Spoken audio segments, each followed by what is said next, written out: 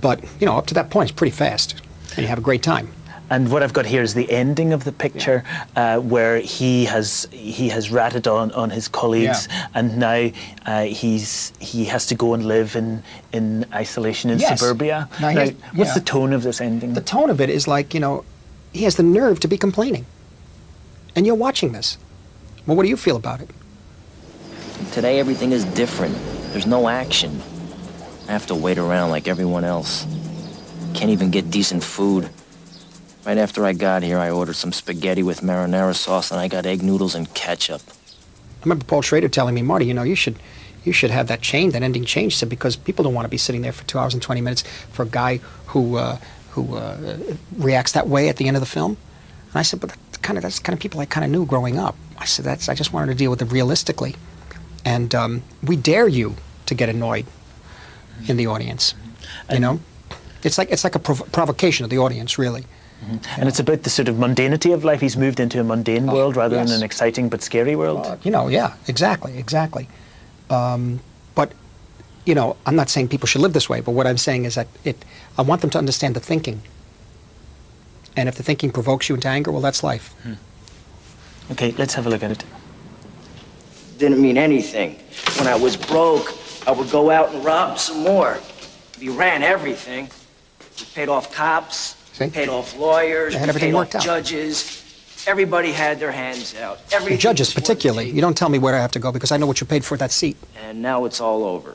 And that's the hardest part. And there's a terrible sense of regret here, isn't there? Oh, but a regret for, it's ironic because a regret for what? Yeah, for a good life. For his idea of a good life, which was, you know, what we had seen for the past 2 hours. It's madness. He's complaining about marinara sauce. An average nobody. Get to live the rest of my life like a schnook.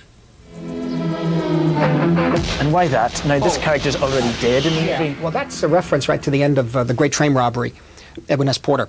That's the way that ends, that film. And basically, the plot of this picture is very similar to The Great Train Robbery. It hasn't changed. It's 90 years later. It's the same story. The gunshots will always be there. He's got to always look behind his back. He's got to have eyes behind his head, as they used to say, because they're going to get him someday. So, Martin, let's talk about your new film, Kundun. It's a surprise to see this film, isn't it? Your old NYU teacher said to you, Marty, stick to what you know, and you know Manhattan, you know the wise guys in Manhattan, and you've made a film about Tibet. Well, I think what he really meant, I think, was stick to what you know in your heart. And when you say wise guy, well, that's just the cosmetic, in a way. That's just the surface. What it has to do with trust. It has to do with a moral code between men.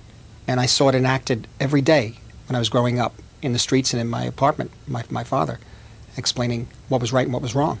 Within every given context, in every given situation, even to the point of if food was brought to the table incorrectly by my mother.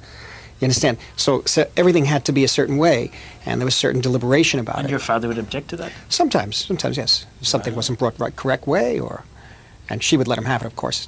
There would be wonderful arguments back and forth. That sounds scary. Was it scary? Oh, yes, yeah, absolutely. Yeah. To a child it was. I mean, that's what I grew up with. Yeah. But it had to do with something you know, and I think Kundun, it has to do with the other side of what I saw in my 3.5-room apartment growing up with my mother and father and my brother, which was a very strong commitment to each other, a real love of a marriage that lasted 60 years. That's where Kundun comes from. Sure. And your film Taxi Driver is seen rigorously from the... That's that Calvinist, Paul Schrader. It's seen rigorously from the point of view of its main character, Travis Bickle. Yes. And so is Kundun. Now, yes. Why did you look at it solely from the point of view of this boy growing up? Because the outer trappings of the culture are so foreign that the only way I thought we could make a Western audience, particularly American audience, identify with it would be to deal with the people and stay within the confines of the little boy at first and just see what the little boy sees or hear what the little boy hears or understand what the little boy understands, which isn't very much at first. And this way it would hook you into the way people dress, the way they eat, the rituals, daily life, everything. It would just immerse you into that culture. And if you're immersed into the culture, then it's not foreign to you anymore. They're human beings. We don't need a Westerner in there to translate these Asians for us. And that also made it quite evident that we weren't about to explain the culture I need to of squeeze this Tibet. brain. We weren't about to explain Tibetan Buddhism. We weren't about to explain Tibetan history. We certainly weren't about to explain Tibetan history and China's history mixed together.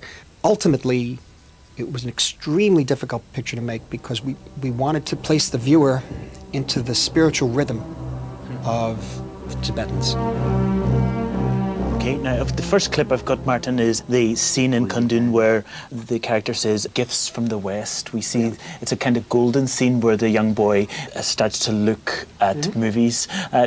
What is that scene about? What it is really is the beginning of the fascination that the Dalai Lama has with the West. And this world of movies opening up to him, kind of fantasy of film, where he had Méliès films, and I think this particular film was from Pathé, and also some newsreels, and eventually Henry V, or Laurence Olivier's Henry V. And here were the beginnings of the young Dalai Lama becoming enticed with elements of the West, particularly the shoes. He liked the old shoes. Did he tell you? Yes, yeah, he always really, really did. And this particular film is the one he remembered, of the women coming out of the eggs. But they found them. The gifts from the West. These things. The great 13th Dalai Lama. That. And that sound.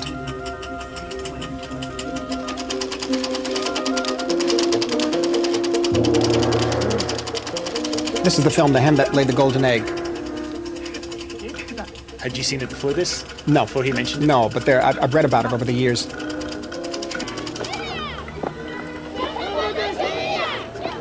This is about as close as he can get to the people in Lhasa, just looking through the telescope.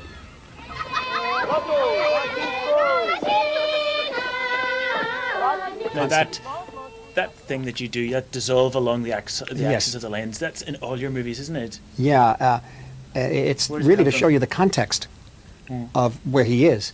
We had a serious problem placing that within the sequence. I'm still not too satisfied with the way it turned out, but Why? maybe too jarring. But I wanted the audience to see. I would have gone just to this image, but he's so small here. Yeah. So we had to show him in context and then out. Yeah. And one of the first cuts, I should say, like that I remember, was in, I think it's Yojimbo. Where he said, "What's your name?" He says, "Greenfields." And he looks out the window. He's having tea, and he looks out into the fields, and it's a wide shot, and then a tighter one. Bang, bang, like that. Yeah. I think Kurosawa imprinted that in my brain, and then Truffaut did it a lot. Truffaut did it a lot. Yeah. As well. And then something happens in the film, of course, when he becomes aware of the terror that China is wreaking, and your style changes, does it? How does it change? What I wanted to do at that point was sort of create from that point on a kind of dreamlike effect where his very being understands the depth of the suffering.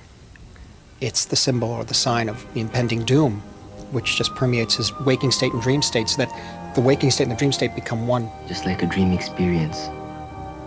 Whatever things I enjoy will become a memory. Whatever It starts to feel really like a Scorsese picture. Where? That's for the last 40 minutes of the film. Once it feels like we go inwards in Yes, some way, exactly. and we start to feel Yeah. a kind of struggle for the first time he's felt what the world really is. Yeah. Before he's got Yeah. a slightly naive view Yes. of the world. Yeah, slightly naive, but also the idea was that the last 40 minutes of the film could we felt only work powerfully with that 1 hour and 10 minutes or so prior to it, you see.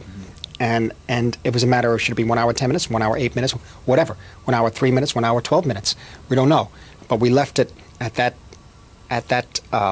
length in order for the rest to work, for the end to work, you see. That was the key. That was the key thing. Okay, let's watch the next bit.